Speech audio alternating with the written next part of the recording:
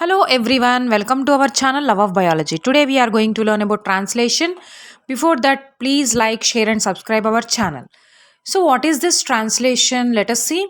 The transcripted RNA, which we already learned, which translates into polypeptide protein chain, that is protein synthesis or translation process. Genetic codons, actually these are triplets of nitrogen bases on the mRNA sequence. So those triplets, we are calling them as codons. They code for the amino acids, nothing but the building blocks of the protein. So one triplet will code for one amino acid, and these are universally same in all the organisms. These are present, which will code for the amino acids. They are specific. So start codon is always AUG, which codes for the amino acid. Like that, they are very specific. We know that there are 20 different types of the amino acids. So there are 64 genetic codons which code for the 20 amino acids. You can see here the genetic codon table.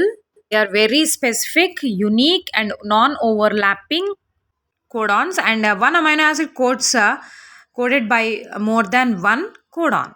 So next, the translation involves 5 steps. First one is activation of amino acids, charging of tRNA, initiation, elongation and termination of the translation process.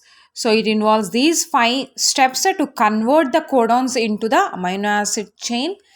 So first one is the activation of amino acids. Let us see, the amino acids gets activated. Presence of energy, that is ATP, as well as enzyme, that is amino acyl synthetase enzyme. So it will bind with the amino acid and form a complex.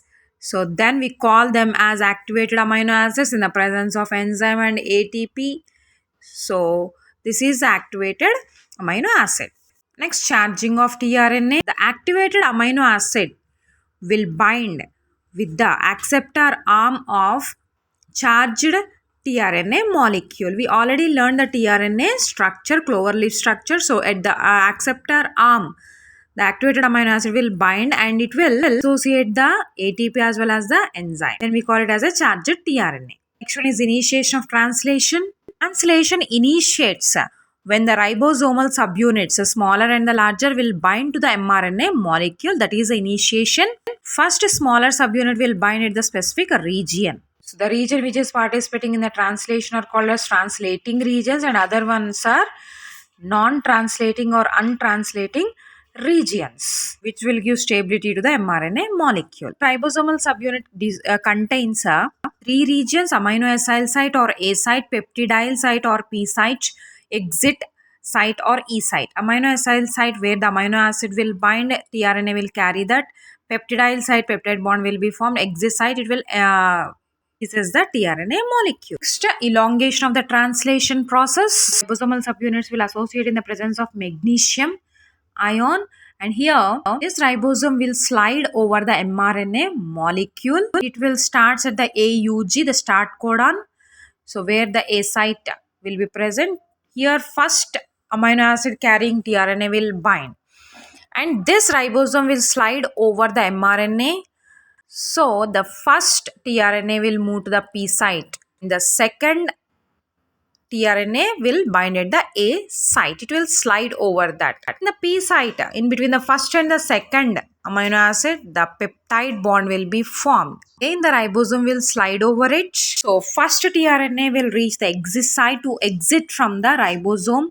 Second amino acid to the P site. Again, third tRNA will bind at the A site. Peptide bond will be formed, and this will continues.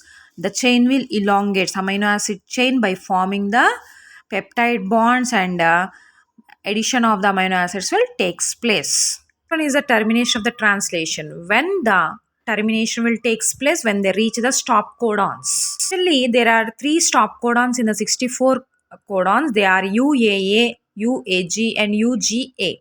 These stop codons does not code for any amino acid. So when the ribosome reach these stop codons, it is the termination of translation. So the ribosome will stop the translation process, and the dissociation of ribosomal subunits takes place. The polypeptide new chain will dissociates. It will be synthesized and it will dissociate. So in this way the protein synthesis will takes place. Eukaryotes initiation release factors are present. So but the process is similar in prokaryotes as well as the eukaryotes with a few differences. So the free polypeptide chain also you can see here. So this is the protein synthesis.